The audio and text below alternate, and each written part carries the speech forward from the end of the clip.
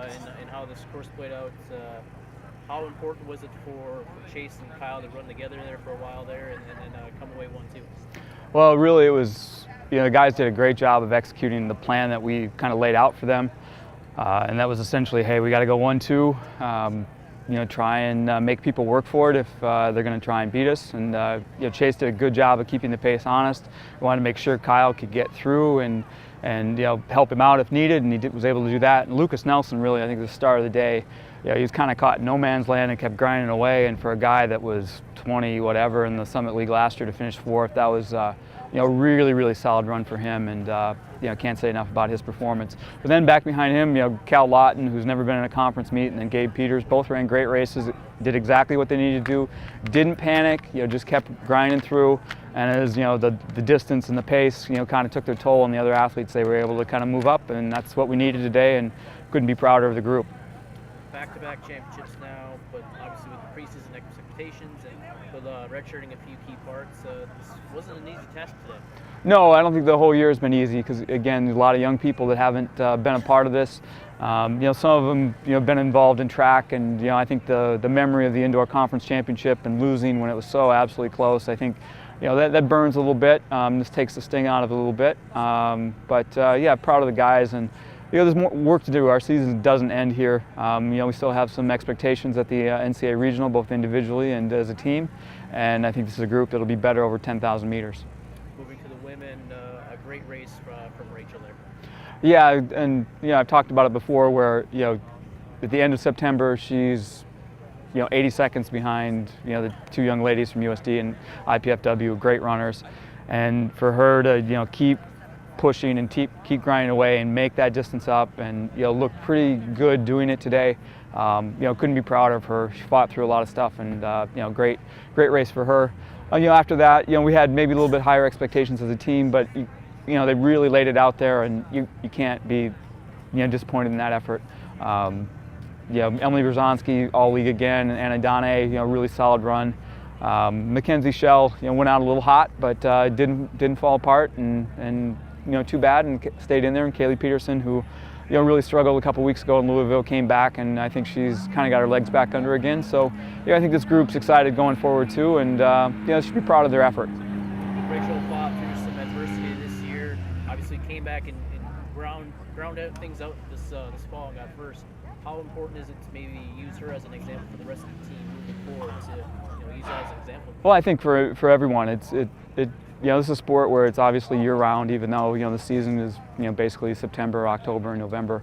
But the residual fitness that she had from last year certainly was a key. But also just a strong belief in herself that she was able to, if she could just get healthy, that there would be time, and she did a great job of that. What's next for the women's team? We're on to the NCAA regionals in Ames on the 11th of November, and I think, again, we're excited for that. Rachel's got some more ground to make up if she wants an NCAA berth, but she she believes, and we're going to take a shot at it. Anything else? No, it's good. It means a lot. I don't even know where to begin. Last year, my teammate got first and I was second, so it was like a victory for both of us because, we're teammates, there's no point in beating each other there. But for her not to be there this year and then for me to get first, I think it's kind of like a victory with ourselves again, because I know she would have been there right with me. So last year she celebrated her victory with me, and now this year I'm trying to celebrate with her even though she was injured and wasn't able to run this season. This year, you've improved every week to get to this point. It's been a grind, huh? Yeah, it's been quite a grind. I had an injury this past summer. A stress fracture came to me late last spring, and kind of ran through that and didn't really know it was a stress fracture until beginning of summer. So that really set me back about a month or two compared to everyone else in the field. And my coach and I were kind of worried, we didn't know if I was going to be able to race this season. And then come GRIAC, that was my best GRIAC yet. GRIAC's never really my best meet ever, but so we were ahead of where we were the past 2 years. Then the home meet came around and I was about right where I was supposed to be, right where I was last year. And then down in Louisville, I definitely saw that jump up where I made that improvement, and now I can confidently say I'm kind of right where I was at this point last year, and hopefully can even get further ahead than where I finished last year. First place finish for you. The team didn't quite get where probably they wanted to be. South Dakota's obviously got a good team. Yeah, they do. How can you use this individual performance and help the team future years here? I just really hope that the team can see like where I came through this whole past year. Like most of my workouts, I was right with them, kind of like even behind them at some points at the beginning of the year. Just so like I hope that they can see my improvement and hopefully like see that they can do that as well. That like no matter where you're starting from, you can always have that improvement. And we still have a decently young team, so I think we still have a lot of room for improvement next year. We'll lose one girl and then hopefully get Emily back into shape. So I think next year we'll be a lot better off with another year under all of our belts. What's the next step for you this fall? Next step is to definitely crack that top 25 at regions in 2 weeks. I was 26th last year, so just got beat out by a little couple tenths of a second. So hopefully I can definitely crack that barrier and get as close to qualifying to nationals as I can. Good. Awesome, thank you. Good day out here. Talk Yeah, about that. yeah. Praise God for just a good day and giving us the strength and the courage to push through. The personal victory was nice, but I think most importantly, the goal was coming in to get that team victory. So to do that is just tremendous with these group of guys. It's going to be a great moment to share. So. Preseason picked first and obviously finished first last year, but it's not always the easiest to live up to expectations and come through with the finish. Yeah, no, for sure. Expectations were high. We redshirted a few key guys, so we knew it was going to be tough. The Summit League is full of talented teams, talented individuals, so we knew we'd have to come in and give it our best and be ready for a dogfight, and I think we were ready, so it was awesome. Kyle joked you kicked his butt down the stretch there. Is that true? It was just kind of at the end there. I was leading for a while, and there's about 400 to go, and I knew Kyle has a very good kick, so I knew I'd have to really push to hold it off. So I said I led for too long, so it was time to kick it into gear, and it was just great to have Kyle there to push me through.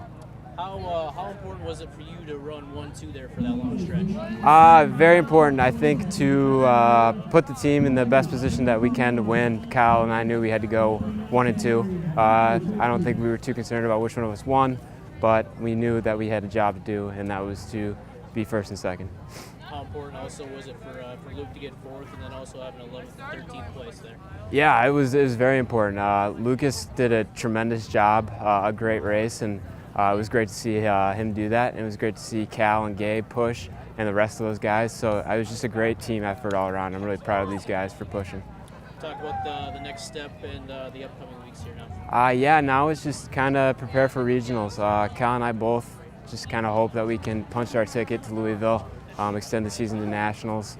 Started out as a dream, and now hopefully we can just make that a reality. And I think these next 2 weeks are key to making that a reality. Good. You and Chase were 1-2.